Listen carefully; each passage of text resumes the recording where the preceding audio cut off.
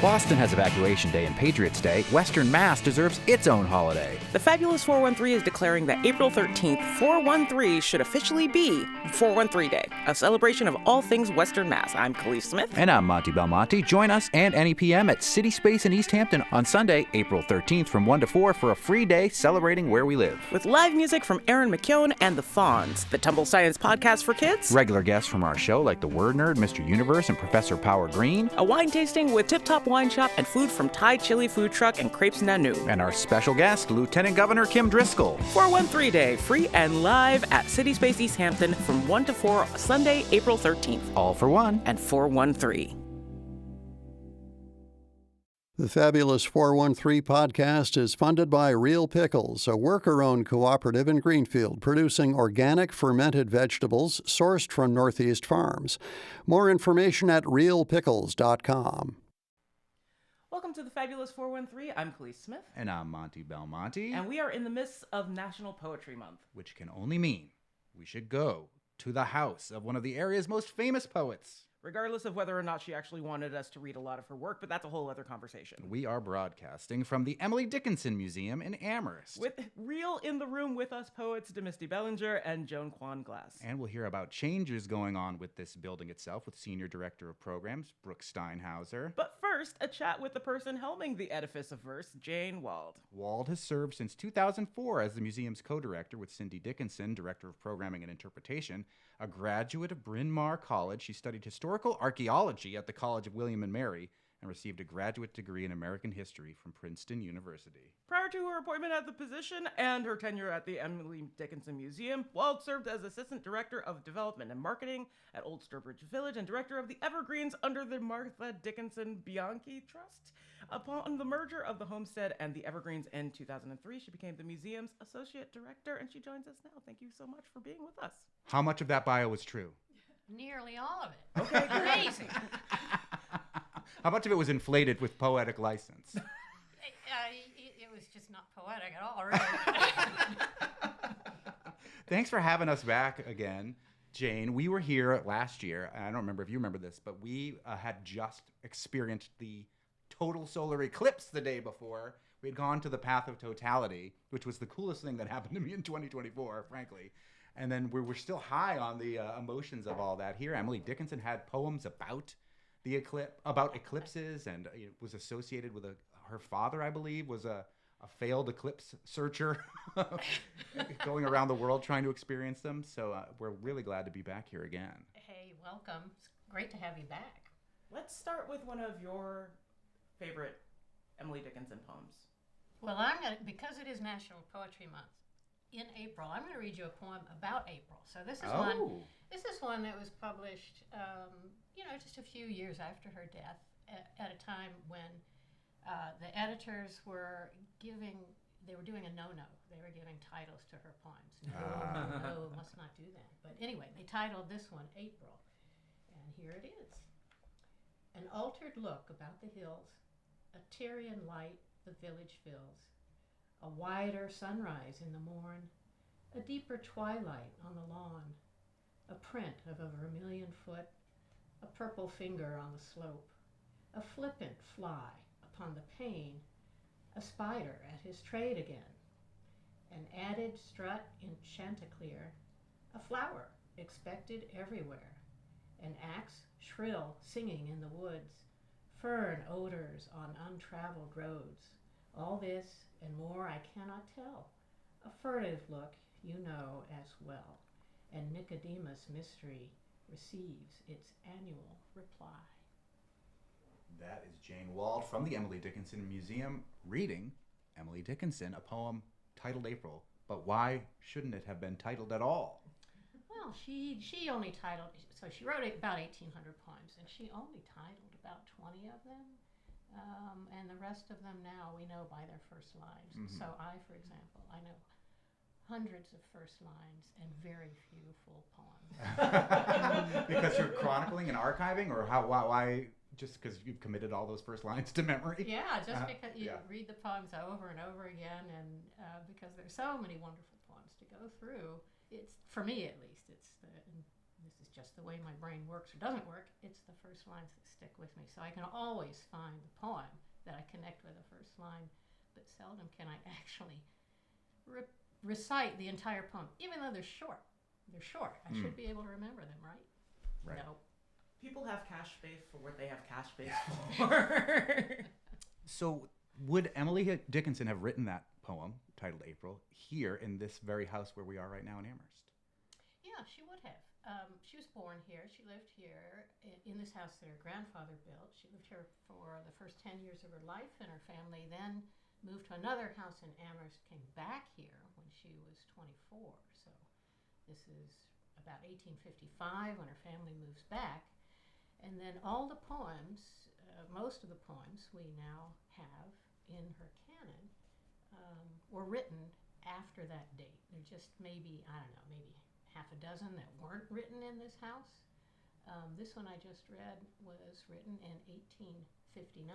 So soon after the family moved back, and while she was looking out the windows of her big windows at the mystery and the evolution of spring coming back into the family homestead. It's feeling very April out there right now. So yeah. April's Apriling. I mean, you mentioned that this poem is published posthumously. Like, how many of her poems were published within that first few years after her death, as opposed to the things that we find now in like completed collections? Yeah, well, during her lifetime, there were just a handful, maybe 10, 11 poems that somehow made their way into print in journals or newspapers, and there are some suspects about who might have gotten them there. But it was after her death that all of these hundreds and hundreds of poems were discovered in her bureau, in a trunk, just stuffed here and there. And her sister Lavinia decided, I've got to get these poems published because they should not be lost to the world. So Lavinia asked their sister-in-law, Susan Dickinson, if she would edit them. So Lavinia took a bunch of poems over there, said, can you come up with some scheme for editing these? And Susan, for one reason or another, didn't really follow through. So then Lavinia asked a neighbor, Mabel Loomis Todd, who also happened to be having an affair with Lavinia's brother, if she would edit the poems. And she took this up. She was very, she was very smart. She was a literary person, very capable. And so she, with the help of Emily Dickinson's advisor, Thomas Wentworth Higginson, they came out with a first volume. So that volume, it had 150, 200 poems in it. And that was so popular that they started working on a second volume. Again, right about the same number, roughly 200 poems. And then they ended with a third volume, all of about the same size. So during the 1890s, this was all during the 1890s, just within 10 years of Emily's death, several hundred of her poems then made it into print. A few hundred out of roughly 1,800. And we are speaking about Emily Dickinson from the Emily Dickinson Museum with Jane Wald in this National Poetry Month. Emily Dickinson seemingly did not want many of her poems published. So do we know how she felt about the ones that did get published? You said there was sort of a mystery behind who it may have been. Do we know what her thought process was about when her poems entered the world and how she felt about that? Well, we know that she was sending poems in letters to friends and correspondents, and sometimes she'd write the poem into the text of the letter, and other times she would enclose it on a separate piece of paper. Some poems she liked so much herself that she would make little changes and send them out to multiple correspondents. So there's one poem about a hummingbird that she sent to 7 different people. So I think that must have been one that she really liked herself. The poems, the very few poems that appeared in print, we don't really have much of her reaction to it appearing in print, except for one of them that that was, we know it as a narrow fellow in the grass, occasionally rides. So it's one of these poems that describes some event in nature, basically a snake slithering through the grass, right? Well, she was kind of particular about her punctuation. She's known for using dashes, capitalizing letters that in ordinary poetry and prose we would not capitalize. But she complained, what she complained about when that poem was published, that the newspaper got the punctuation wrong. It's a meter, and is important. That's the only way you can really tell people the rhythm of it. It's not the only way, but it's a good way. And how it looks on the page is important too, not just to reading, but how, not just for reading aloud, but how like the reader reads your poem and puts those pauses and inflections into. So if they get it wrong, then it could change the whole thing and force people to rethink what they think about the poem later on, when we discover that, well, for, decades, years, centuries, we've had this whole thing in the wrong place. So yeah, like it ends up being very important. Yeah.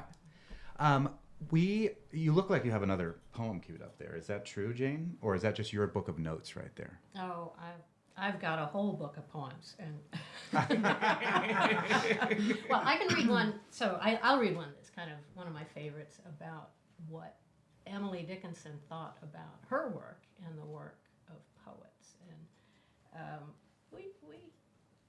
we use this one a lot, and I think we're using it in a newsletter today, but we'll find out. This was a poet.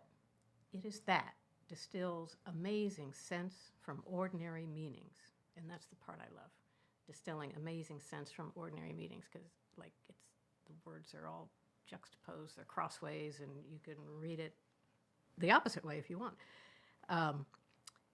Distills amazing sense from ordinary meanings, and attar so immense from the familiar species that perished by the door, we wonder it was not ourselves, arrested it before. Of pictures the discloser, the poet, it is he, entitles us by contrast to ceaseless poverty. Of portion so unconscious, the robbing could not harm, himself to him a fortune, exterior to time. Celebrating Emily Dickinson and National Poetry Month at the Emily Dickinson Museum here on Main Street in Amherst with the director of the museum, Jane Wald. When I moved to the Valley, lived right across the street and never came to visit, because the museum previously wasn't as open as it is now. If people come to the museum now, and we'll talk a little bit about some of the exciting changes and some of the programs, but what will they experience when they come to visit Emily Dickinson's home? Yeah. So, Monty, first I have to ask a question about Yes. where you lived. Was it in that greenhouse right across the street? No, it was, you can see, Okay. if I look out the window over there, Bruno's, which is Yeah, closed now, I yeah. think, sadly. Yeah. It's Right. the apartment building right next to Bruno's, Okay. 351 Main Street.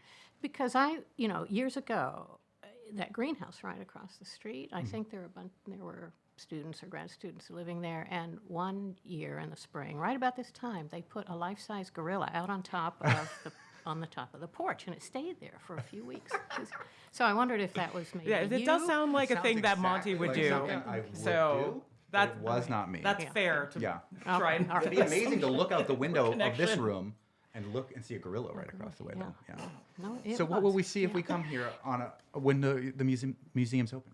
Yeah, coming to the museum. The museum is comprised of the homestead where Emily Dickinson was born and lived most of her life, and a second Dickinson home, the Evergreens, which is right next door. And that's a house that Emily's father built for his son, Austin, and his bride-to-be, Susan Gilbert.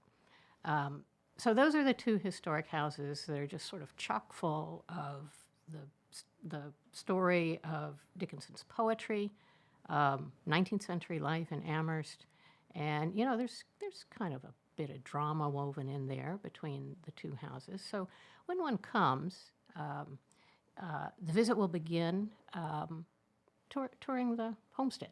So we'll go through nearly the entire house, except for the rear wing of the house, which is coming up for restoration in about a year or so.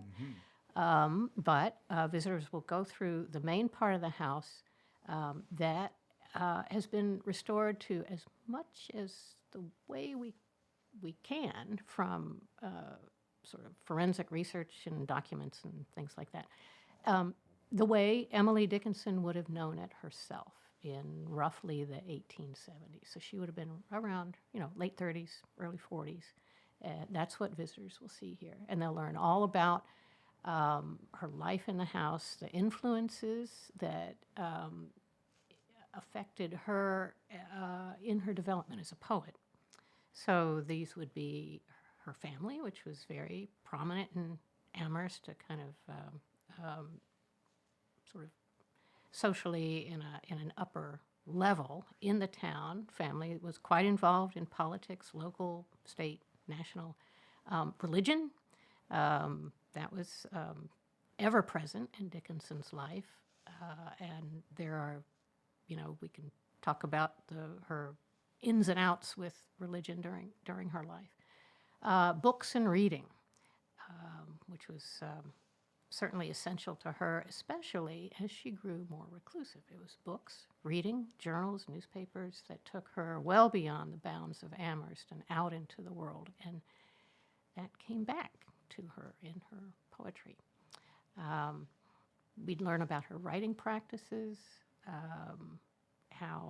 we've just talked about how her poetry wasn't published until after her death, so all of the drafts and the manuscripts that she left, people would go across the lawn to the Evergreens then and learn about her brother's family, their time in Amherst, his involvement in public affairs, her close relationships with Susan, her sister-in-law, and her two nephews and niece in that house.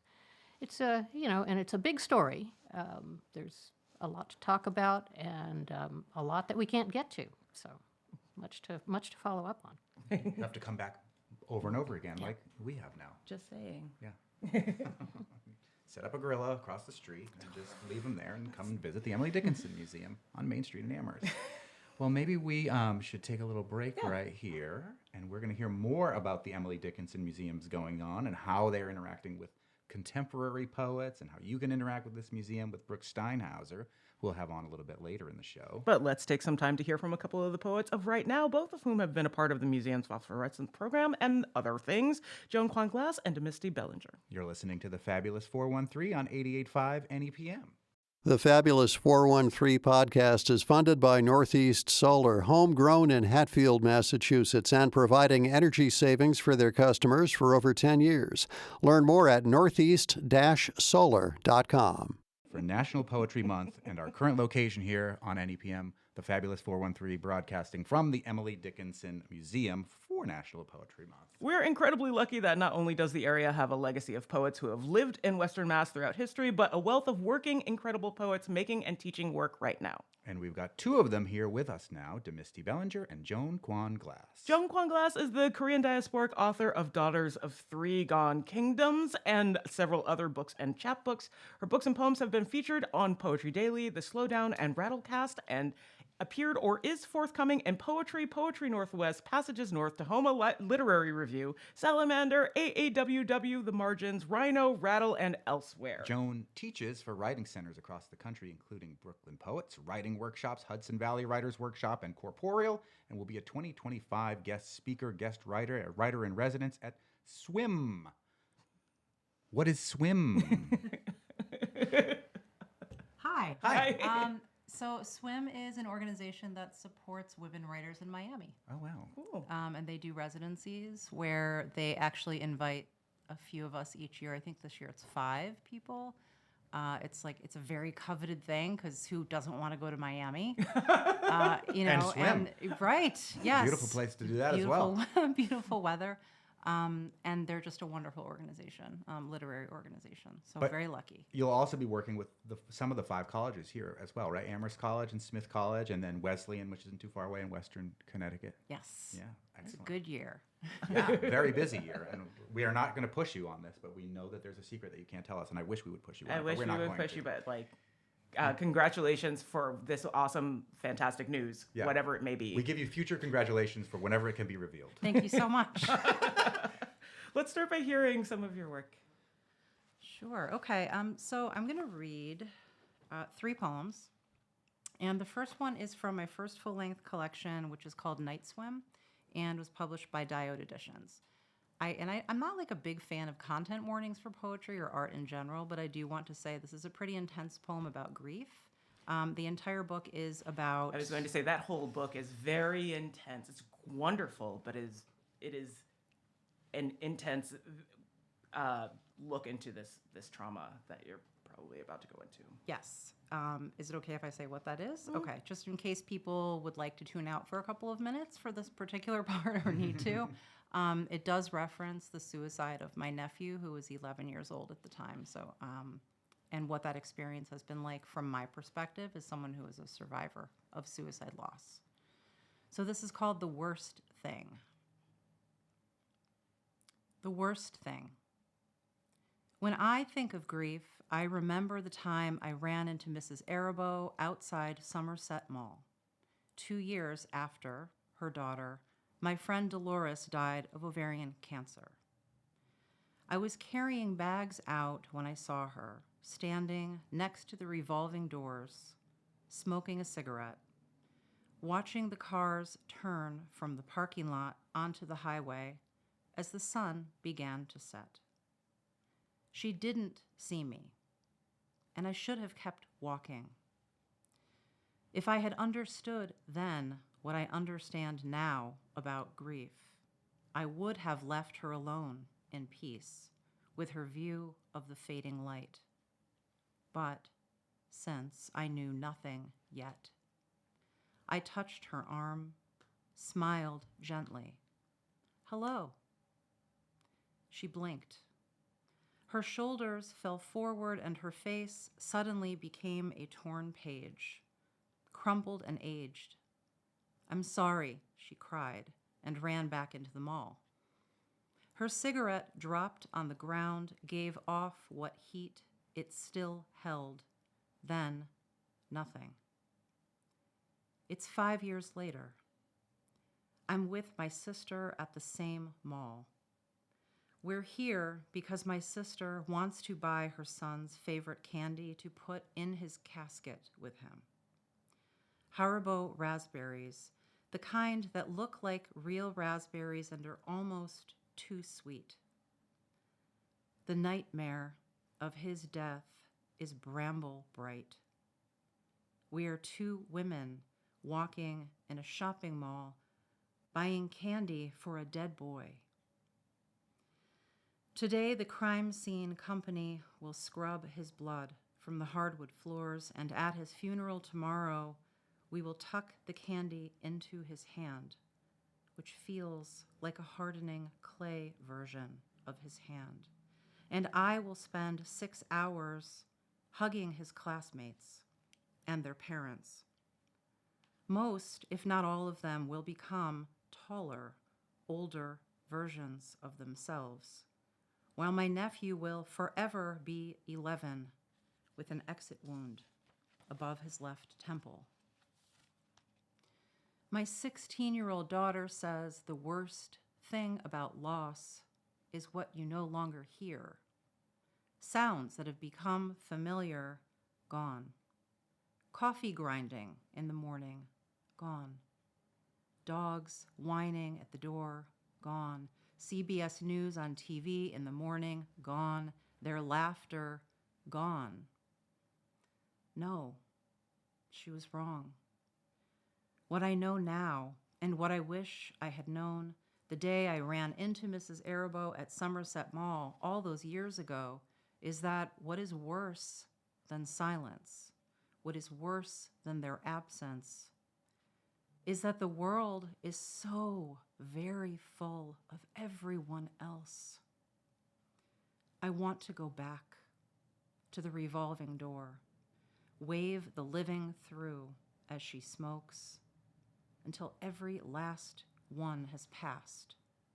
Then when it's finally dark, tell her it's okay. Go now. The coast is clear. I'm going to say thank you. We're with Joan Klein Glass. I knew he was going to be a mess when... I did warn everybody. Yes, but I'm an easy mark. Yes. And I love that you read that. We talked with Martina Spada about the twist in poems. And when we came to the last bit of that poem, I thought it was spectacular, like the swoop of it.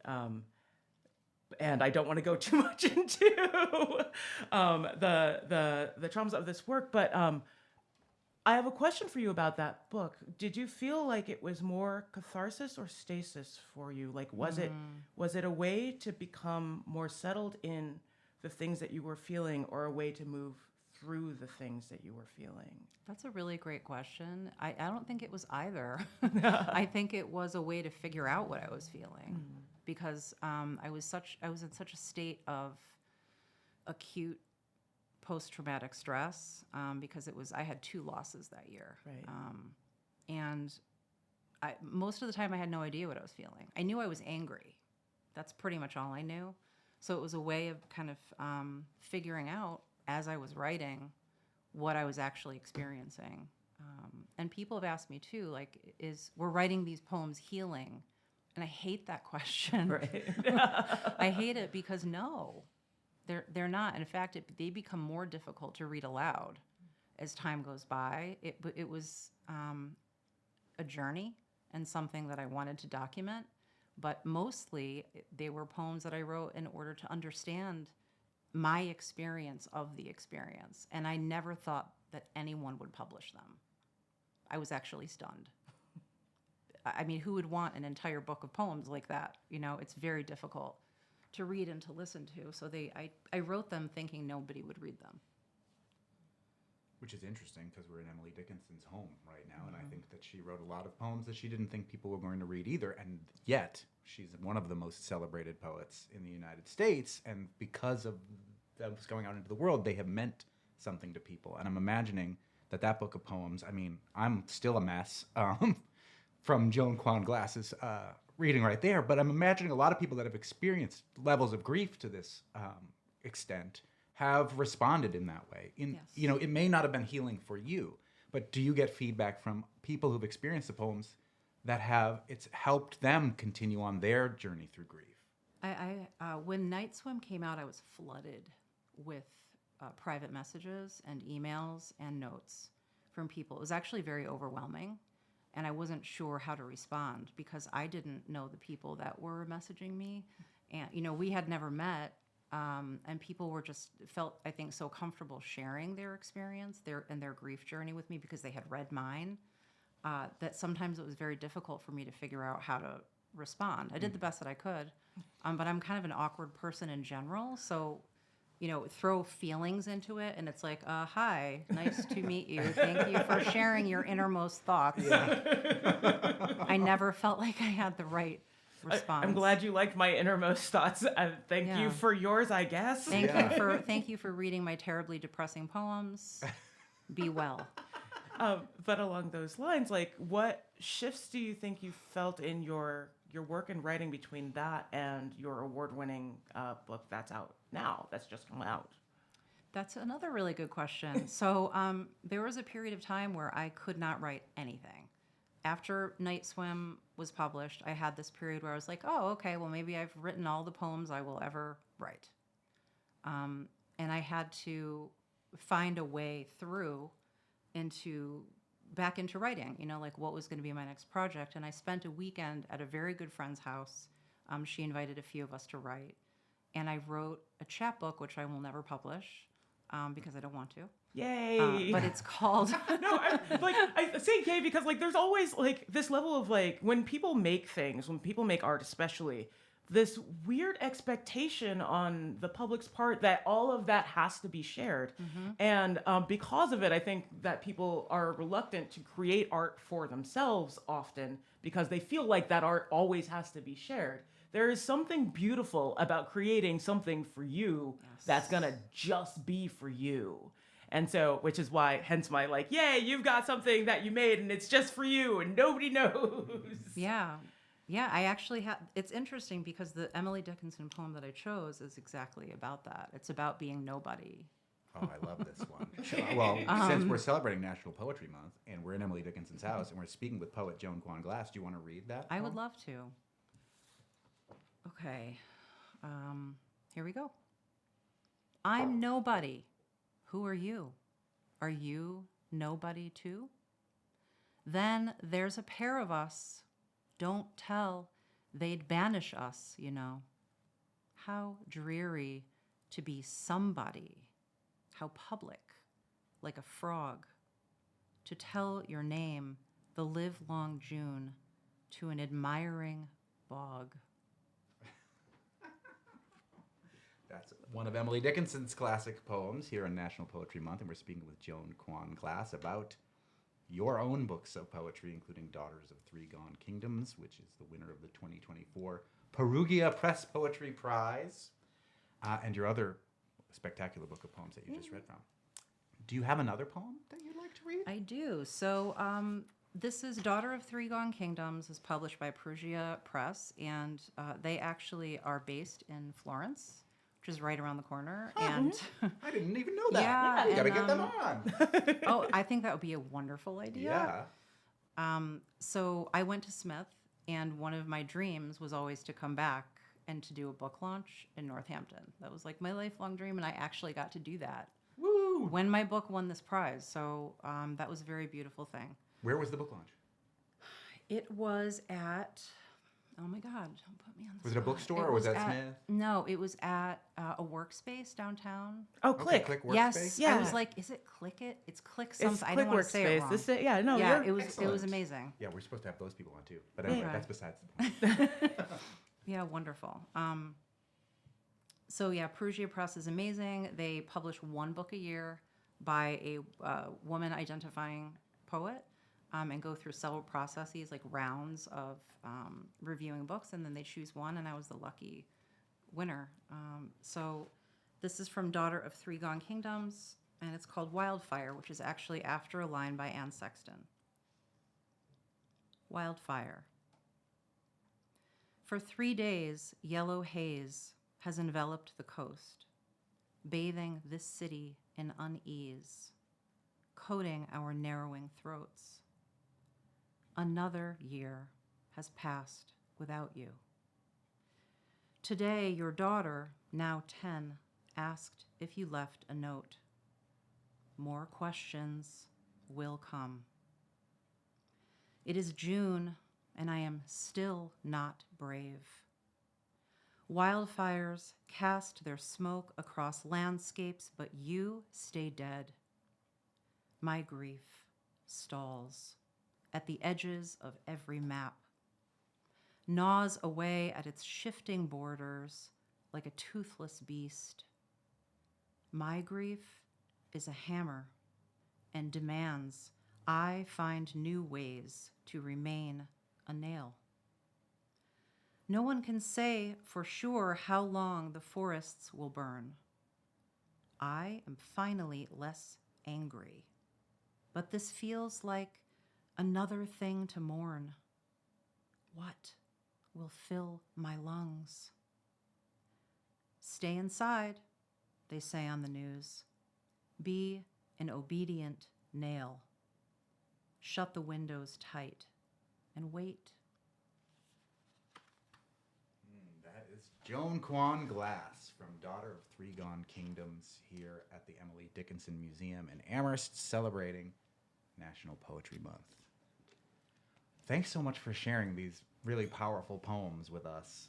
I mean, I, for one, when I process grief through poetry, it is something that is a balm. So the poet speaking into the world helped me get through some of the darker times. And it's things that we'll all experience. So to know that we have navigators like poets to help steer us through those times is really inspirational. We'll hear from another local poet next as we chat with Demisty Bellinger, and we'll hear about some of the programs and other fun things happening at the museum with Brooke Steinhauser. You're listening to the Fabulous 413 live from the Emily Dickinson Museum on 88.5 NEPM. The Fabulous 413 podcast is funded by Window World of Western Mass, a local family business with experienced craftsmen offering vinyl, composite, and James Hardie siding. WindowWorldOfWesternMA.com. Welcome back to the Fabulous 413 live from the Emily Dickinson Museum. We are with our second poet as we celebrate National Poetry Month. I wrote that. Demisty Bellinger. Demisty D. Bellinger lives with her family in central Massachusetts, where she teaches creative writing. She has a BA in English from the University of Wisconsin-Platteville, an MFA from Southampton College, and a PhD from the University of Nebraska. She's an alum of Breadloaf and Marge Piercy's intensive writing workshop, also as a resident at the Vermont Studio Center on a fellowship, and at Gulkistan in Iceland with support from friends and family. Thank you. How much did we get of that bio right? Most of it? All of it, yeah. Yeah, great. Yeah. We strive for accuracy. Yeah, thank you so much for joining us. Thank you for having me. This is wonderful. Yay. Let's start with your work. Okay, so this is from my only, so far, full-length book of poetry called Peculiar Heritage, and it is a book written in protest. And so I thought after this weekend of national protest against some of the happenings in Washington lately, I'll read part of a trio called Protest Poems. And this is the first one. Because I am full of anxiety and shyness, so I am not the person to carry a sign on the street. So this is Protest Poems. I keep writing protest poems in comfort, near middle class, behind a desktop computer, and notebooks full of unlined acid-free paper.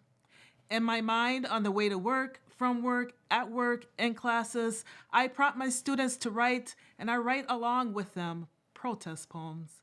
Words are witty, signage, and pink on brown cardboard, lines marching from margin to margin.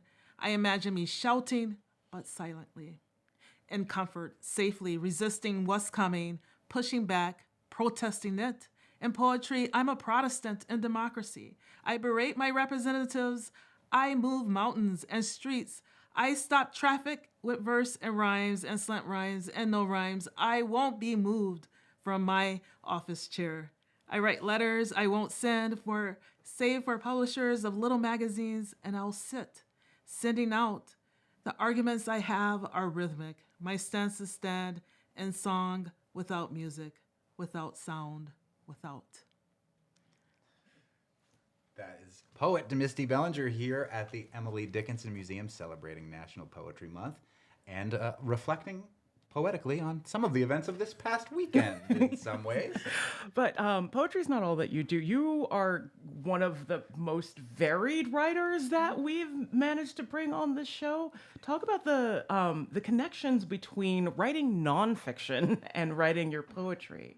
Okay, and I also write fiction. Yes, too. but So when I was a kid, I was a big fan of Langston Hughes, and I read everything that he wrote. I was just thinking about this the other day because someone asked me. And he wrote everything, including plays. I'm not there yet. I haven't written any plays. So I thought that I had to write everything like him to become a good writer. I also thought I had to go to war like he did. He went to Spain during the Civil War. Luckily, I haven't been to war, and I don't want to go. But so I feel like I have to do everything.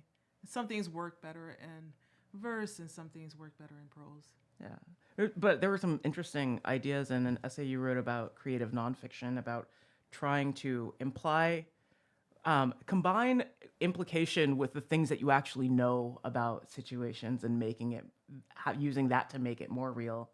Yes. And I think that translates into your fiction too.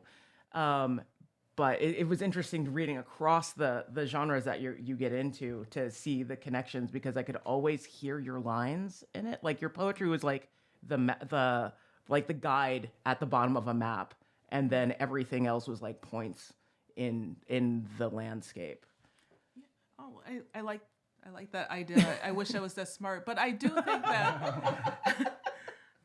think that poetry feeds all kinds of writing.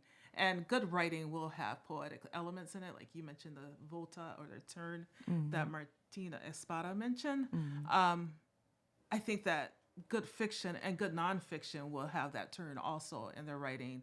I think a lot of teachers of creative writing, if you're teaching an introduction course, you will often start with poetry because I don't know if it's more accessible than other writings. I think people think that poetry is not accessible, but it is the first kind of, we hear the train. I love it. Anytime a lonesome train whistle appears on the show, I feel like it's an omen. A good omen. All right. First eclipses, now train Now Oh, whistles. please, I'll take it all. I'll take all of that good omen that we can get. But I think some of the first literature that we're exposed to is poetry, and we don't think of it as poetry, and that is nursery rhymes and songs that we sing as kids. And for some reason, we come to think that poetry is inaccessible when we get around high school or college, but it's not. It's the stuff. It's the essence of the written word, I think, or the spoken word. Why do you think that is? I've always wondered that myself, and I experienced it myself, where grew up knowing nursery rhymes and singing songs, and then got to a point. It's white men. It That's could be why. white men, yeah. It's white But men. it could also be the idea that some things are not understandable in poetry, and a lot of people can't sit in that discomfort. And, Right. but why do you think that some people feel poetry is inaccessible? I think it's because we're taught to deconstruct it in ways that are uncomfortable to us. And we are taught to think of there is a wrong and right answer. Sometimes there's a very wrong answer to poetry. And as a professor, I think, well, maybe, but let's think a little bit more about that when I hear those really wrong answers. But a lot of, poetry is nothing without a reader or a listener, even if that reader or listener is the poet herself or themselves. But I think that we're taught to look at it in ways that it wasn't meant to be read quite often. And I think that makes us uncomfortable. It's not math. It's a piece of art. Since we have both of you in the room, I'm going to ask this actually of both poets that we have here. What is the appeal and import of chapbooks as opposed to like books of poetry? Chapbooks tend to be like shorter, a little bit like sometimes snappier, a little bit easier to put out. But like, I don't think that the greater public who aren't as involved in poetry are as aware of them and what they can do for a poet's body of work and your library if you're expanding it. Just talk about the appeal of writing chapbooks as opposed to like larger scale books. Sure, if you want to go first, Joan. Well, my very first book was a chapbook, and that was published in 2022. For me, I mean, I can just speak for myself in that it's 15 to 32 pages of poetry. So for someone with like a very short attention span, that really works. That worked for me. The vast majority of my poems are a page or less. I think I've written 5 poems that take up more than a page. And it's also a way to write poems around a very specific theme or a very specific experience. Whereas a full-length poetry collection might be something else. It might have elements of different things. You might have sections. But a chapbook it almost feels like you're reading a story. And so there's something digestible about that. That's just, that's what I think. Yeah. I'm just one poet. And that poet is Joan Kwan Glass. And we are asking these one poet's opinions on the thing, so it's perfect. Exactly. What about you, Misty Bellinger? I think that chapbooks are, first, like for me, it was an introduction into the publishing world. That was my first book too. It was a chapbook called Rubbing Elbows, which was a poetry collection about kind of persona, not really persona, but about famous people. And I wanted a chapbook because all my friends were getting chapbooks. Seriously, they were like beautiful little books, and I just wanted one. It was serious FOMO, so I tried, and I published my first book. I think it was in 2017. I don't know if I want to do it again. I don't know. Would you want to publish another chapbook? I don't know. I have 2 chapbooks, but they don't they don't sell, and like they're not stocked in Right. bookstores. So Right. people literally have to go online and search for them to find them. So that makes them a little bit less accessible. Yes. So I don't know, maybe. I have no idea what I'm going to do. Yeah. Like Yeah. whether I would again. Yeah. So I have this little chapbook in front of me, and the reason why I have that is because I had a poetry reading and I ran out of my books to sell, and I didn't have anything. And I'm like, Neil, who is my husband, like, I have these 12 poems. Can we print it out so I can have something to sell? So I only made a limited amount of those copies, and so that's one of the things that I probably will never publish. There's a couple of poems in that's published, but I don't think I will actually try to publish them unless they were in a larger collection. Well, I would love to hear another poem by Misty Bellinger if you have one ready, Sure. because we're getting close to the end of the show here. Okay.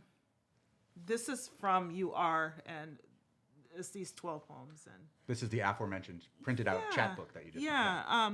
And this is after a song called You Are by a band called Bad Plus.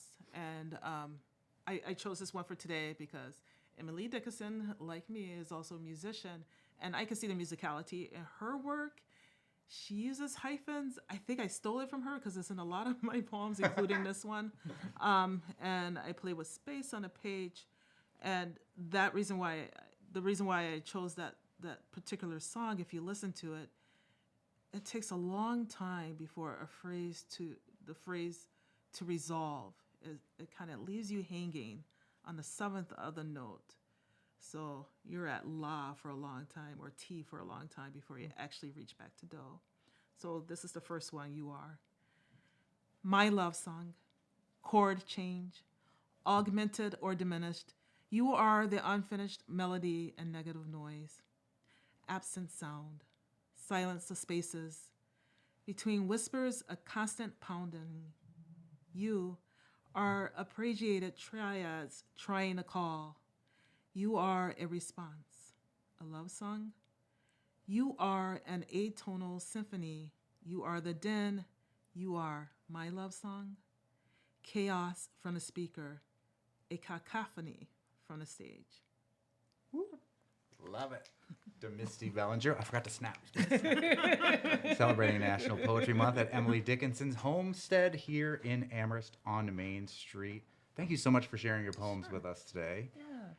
We're going to hear a little bit more about what's happening at the Emily Dickinson Museum from the program director here, Brooke Steinhauser, in just a second. You're listening to the Fabulous 413 on 88.5 NEPM. The Fabulous 413 podcast is funded by the Handle Factory Community Clay Studio in Shelburne Falls, offering youth summer programs and spring adult classes in pottery and sculpture. HandleFactory.com.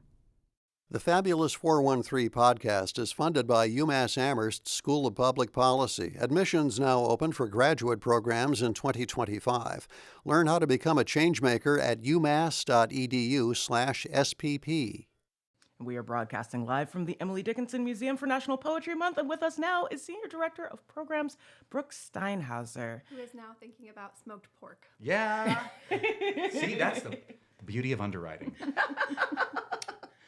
You have some exciting things that are happening here at the Emily Dickinson homestead. I believe this month, right? The completion of the reconstruction of the Dickinson Carriage House. Tell us all about that. Yes, this is very exciting. So the John and Lacey Armstrong Carriage House, which stands next to the Evergreens, has been constructed and will open on May 1st to the public as our new tour center. This is a building that was probably built in the 1840s, as early as the 1840s, and was taken down in the 20th century, and has been reconstructed to the best of our knowledge to how it looked in Dickinson's lifetime. And of course, the inside will look a little bit different because it's going to hold our shop, and it'll be where you get oriented to the museum and buy your tickets. So right now there's a tiny little gift shop downstairs on Yeah. the way in, but this will be a bigger, more expansive place to enter Yeah. the world of Emily Dickinson. Yes, and it's very exciting on multiple levels because moving our tour center out of the homestead means that we can return those spaces to their original functions in Dickinson's lifetime and interpret, the kitchen and the dining room and rooms above as well. So. How long will it take to return those to their original state? Yeah, restoration probably won't start for another year, and that project could take a year and a half, maybe 2 years, could be at the longest. I hope. Nods from Jane Wall. Looking to Jane Wall, the director, saying, it's 1 year. It's going to be 1 year, Yeah, and then good. it's going Good set goals. And you've had some very generous contributions over the last couple of years that have helped to fund this. But what about the world of federal funding? And then we heard the Mass Humanities on the show on Friday. Do those federal cuts impact the things that have been going on here at the Emily Dickinson Museum at all? They do, absolutely. This is a tough time to be working in museums. We are in the fortunate position of the loss of federal funding, like the National Endowment for the Humanities and the Institute for Museum and Library Services. We will not have our operating budget impacted by that, like some of our sister institutions will. Like many of our sister institutions will, Right. But it will absolutely impact some of our larger strategic initiatives and ways that we want to grow and serve our mission. We look to grant funding for major projects like the implementation of new interpretation and research to support that new interpretation, like the year of research that we were hoping to see funded by NEH to help us learn more about domestic labor here on site. And that would be really important to opening these newly restored spaces in the future that are the site of that labor. So it's a hard time, yeah. The Carriage House opens on May 1st. I see that there's poetry walks happening in May, and there's K through 12 group visits as part of the programming. But Phosphorescence is a program that I believe our poets here have been involved with. There's another one coming up on Thursday, April 17th. Can you tell us a little bit about Phosphorescence and how that is working with Emily Dickinson's legacy and contemporary poets? Yeah, FOSS is, we fondly call it FOSS for short. Because phosphorescence is hard to say. Is one of my favorite programs. My worst kept secret is that they're all my favorite programs. But it's one of my favorites, and we've been running it now for a few years. This really came out of the pandemic for us, where we were able to start bringing in incredible poets from far away who maybe wouldn't be able to travel to read here. And so each month between April and October, we have 2 to 3 poets in conversation. Sometimes they are reading online, and sometimes they're actually reading from the Dickinson Family Parlor, as Demisty did a couple years ago. Joan read as part of the Phosphorescence that happened in September. That was actually also part of our annual Poetry Festival, which is our biggest program each year. It's just an incredible way to gain new insights into Emily Dickinson's ever-expanding legacy, the impact of her poetry.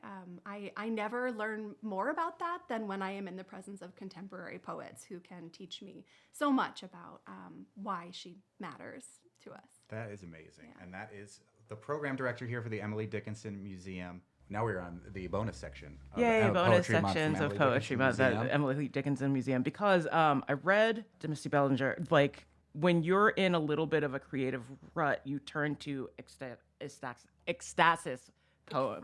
Ephraxis. I can type this word out and I can't say it. It's a difficult word. I know what it is. It's basically being inspired by other work and writing about it in order to like kind of jumpstart your work. A, have you written any of those about based on Emily Dickinson's work? And B, what's freeing about writing about someone else's work? I have written about Emily Dickinson. I'm not sure if I have that poem here. Oh, that's okay. But yeah, I have written about her a couple of times, about being here in this space, but also about Emily Dickinson herself. And what was the other question? What is freeing? What's freeing about writing about somebody else's work? Is that there's a couple of ways you can do a process. One is to describe it as you see it, like in the poem in Bruegel's, I can't remember the name of that. Is it called Musée des Beaux-Arts? I can't remember what poem I'm thinking of, but you describe what you see in the painting, or you describe what you hear in a song. But another way that you can do is just like use it to inspire you to write beyond it. Or I've been working on this project for a while with people of color, mainly Black people, in the old masters or the European artwork. And I try to, which is I try to reappropriate them, which is appropriation in itself. I understand that, by writing poems from their point of view. For instance, I have one about the Sybil figure, the Agrafil Sybil figure, and it's after a painting. I have one that is about Gauguin's painting, one of his paintings when he was in the Caribbean, and just from those characters' points of view, like, okay, so this white man has painted you, but what would you say about this situation or this instance in life? So yeah, it is fun. Yeah. And Joan, similarly, like you've talked about working with form poetry a lot. And I find that fun because I really like form poetry in general. Like, what do you like about the structures that you encounter? Or or perhaps like what is your favorite one form to work within? So I think about form as a container, and it's just about finding the right container for whatever it is that you're trying to write. I don't know if I could identify a favorite form. There are certain... It's the limerick. It's not. Totally. But I also have Totally. one. So like, Yes, I am a lighthearted writer. As we experienced. Completely, yes. In fact, I was so grateful to go first because when I'm the last reader, everyone's jaws just kind of open and they don't know what to say. So it was very nice, and I have to be the last person reading. So there are certain poems that I haven't been able to write, or I've been trying to write for a really long period of time. I had one that I tried to write for almost 20 years, and I kept writing it and rewriting it and throwing it out and giving up on it. And then I discovered the pantoum. And when I discovered the pantoum, and I say discovered because I do not have a degree in poetry. In fact, I've never taken a formal class in poetry. Wow, cool. I was a history major, and I have a master's degree in special education. So I learn a lot as I go. So when I discovered the pantoum, I thought, What's a pantoum for people like me a who don't know pantoum exactly, but know they may have heard that word? very simply an incorporation of repetition. So I forget which line is repeated, but it's like the third line of one stanza then becomes the first line of the next stanza, and then there's a reversal, like back and forth like that. And each line doesn't have to be exactly the way it's written in the former stanza. You can make modifications to it. So it was the perfect container for a poem about patterns and cycles. And it was a very difficult poem that I was trying to write. But when I sat down and put it into the pantoum, it took me 15 minutes. So it took me 20 years and 15 minutes to write that one poem. And it really, amazing. really was because the form found the poem. Wow. And it finally found a home. So that's one example. Sometimes also when I'm trying to write a poem and I'm trying to say too much, I'll force myself to write a series of haikus because it requires precision and limits the number of words that you can use. That can be really beautiful. Limiting how much language you permit yourself to use as an exercise in discipline and precision, and not being a windbag. agreed on all fronts. Can I say something like when I can't think of, like, when you sit down and there's a blank page or a blank screen in front of you, I think just go with a sonnet. And it doesn't have to stay a sonnet, but that's a form that we all know, we feel comfortable, or 14-liner if you don't want it to be like a strict sonnet or anything. And then you can play with it or change forms. But it's funny when you said it took you 20 years. It took me a long time to write about Typhoid Mary. I really wanted to write a short story about it, and then I realized it's a poem. So instead of changing form as far as story or poetry, I just changed genre completely. Yeah. And it took me a long time to realize that. Yeah, that's the beautiful thing about poetry. I tell my students this: as a poem, there really are no rules anymore about what a poem can be. Like the Seussian sonnet right? For me, that opened up a whole new world of what form poetry could be, because the only rules are 14 lines and a volta. That's it. Right. And in her book, in Frank's sonnets, she even has fold-out pages. So to make it fit into 14 lines with the volta, you know, it's beautiful. And the columns all look different, and I just love that she owned that. Yeah, and Dickinson really challenged what a poem should look like, I think, before, you know, the modernists, and I love Walt Whitman, but we always look at Whitman as the person that really moved outside of form, but she did, like, amazingly so. I don't know. I'll stop there. Sorry. No, I agree. And then the last one I have for you, Brooke. So you were recently in Newsies. Yeah. We were hoping to the come check that day. out, but we just couldn't get to everything. How did your work here influence your performance? Newsies the musical that Amherst, what is it called? Because AC? every tour is a performance. Yeah. Wow. Well, you know, Amherst Community Theater does it, right? Amherst Community Theater did Newsies in January. Yeah, you know, I don't get to give enough tours anymore in my position here. I actually started as a tour guide here many years ago when I was in college. So my relationship to this place goes way back. And I loved giving tours. I absolutely loved giving tours. Now I train the people who give the tours, and sadly that means they're way better at it than I am. I don't get to do it very much anymore. So it was nice to get on stage again and do some performing, I suppose. I mean, I think, you know, giving a really good tour of a museum is maybe not equal, but it is some part performance, yes. Because you want to hold people's attention and give them something to think about.